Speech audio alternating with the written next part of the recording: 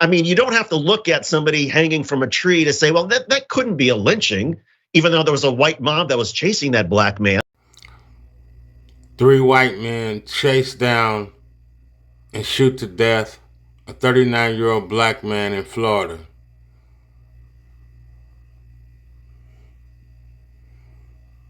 We're in a fucking state of emergency, black people. You better stop killing each other and realize there's a whole group of people that want to exterminate your entire existence. And that includes the United States government, specifically the Republican Party, home of the GOP.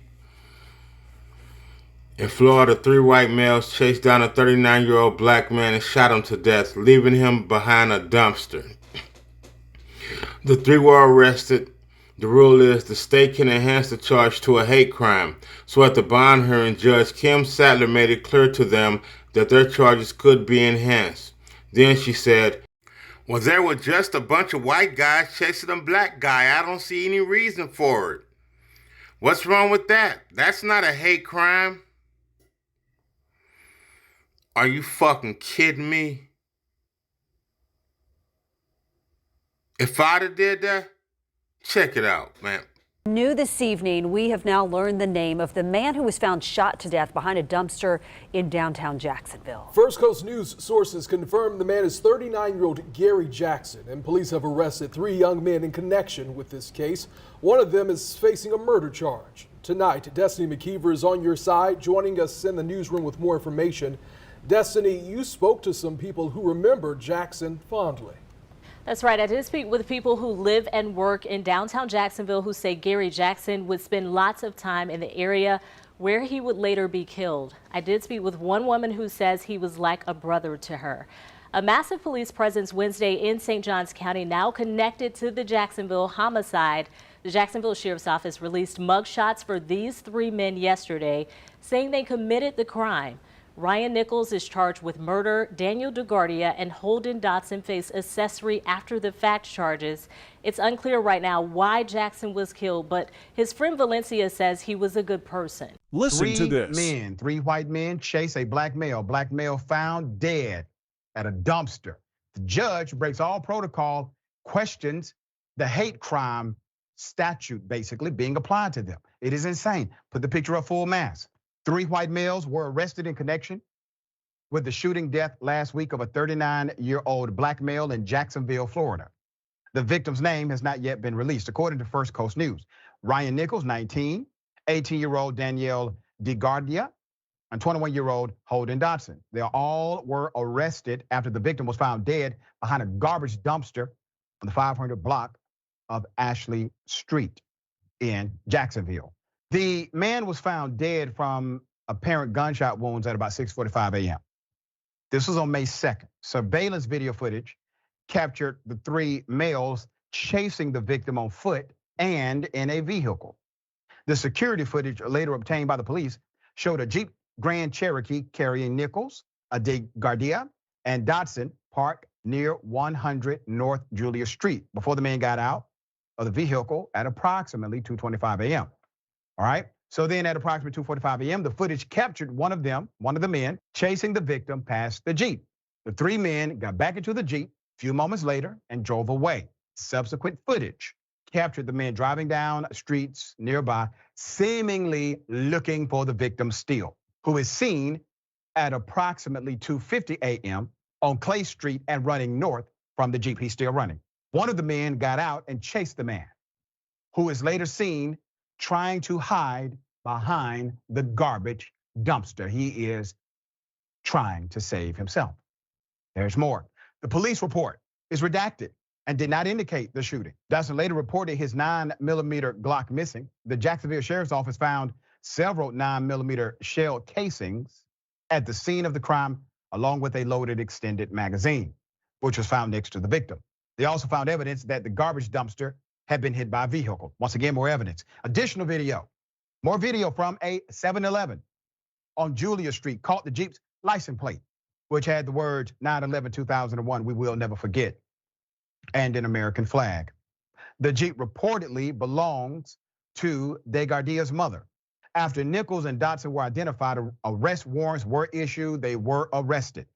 So here's the kicker. They get arrested, all right? The rule is the state can decide to enhance the charge, all right? This is typically how you do a hate crime charge. You enhance an original charge. So Circuit Court Judge Kim Sattler, okay? Judge Sattler told two of the defendants, Degardia and Dotson, that their charges could be upgraded to hate crimes when they appeared in court Thursday. It's unclear why the judge did not say the same for Nichols. All right, so Degardia's bail was set at more than $500,000. Dotson's was just over $200,000. The judge did not grant Nichols bond at all. Judge Sattler then told the News that the state would decide if hate crime charges would be brought. I'm not the state, it's up to them, of course, what charges they bring, said Sattler. But it was just a bunch of white guys chasing a black guy. I don't see any reason for it, end quote from the judge. Have you ever in your life heard a judge make a ruling in an interview? Ever? I mean, at this point, you're talking about, this is really pre-investigation stage. They have not even reached exhaustive investigation stage yet. The judge is already making a call here that this is not a hate crime without any evidence whatsoever, one way or the other. Why? Because evidence has not been presented. And when it is, it won't be presented to the judge in that format, okay? That was a bond hearing.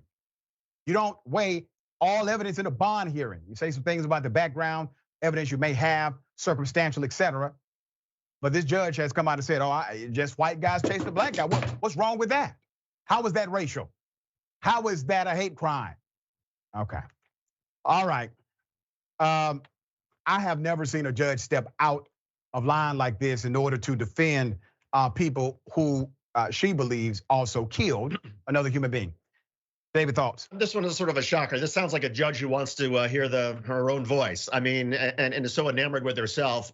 Because again, I mean, even if a judge has certain suspicions about what may or may not have happened, the proper role of the judge is to say, let's just let's see how the evidence plays out. These are the charges now. The charges can always be upgraded. We'll see where the prosecution comes in, where the defense comes in. Let's see what the evidence shows. But for the judge to make a judgment already and to already be saying, well, I don't see what the problem is here. I mean, that's absurd. I mean, I think those are grounds in some sense for the judge to be impeached or for a formal complaint to be filed against her. I mean, you don't have to look at somebody hanging from a tree to say, well, that couldn't be a lynching, even though there was a white mob that was chasing that black man. I mean, things just sort of, it's insanity. It's insanity for someone to sort of say these sort of claims, make these statements and say, oh no, maybe it was just a domestic dispute. Well, maybe it was, but let's wait and see where the evidence comes in. That's right. That's right. And that's the issue. No evidence, but she basically makes a ruling and steps completely out of her role as a judge in this matter.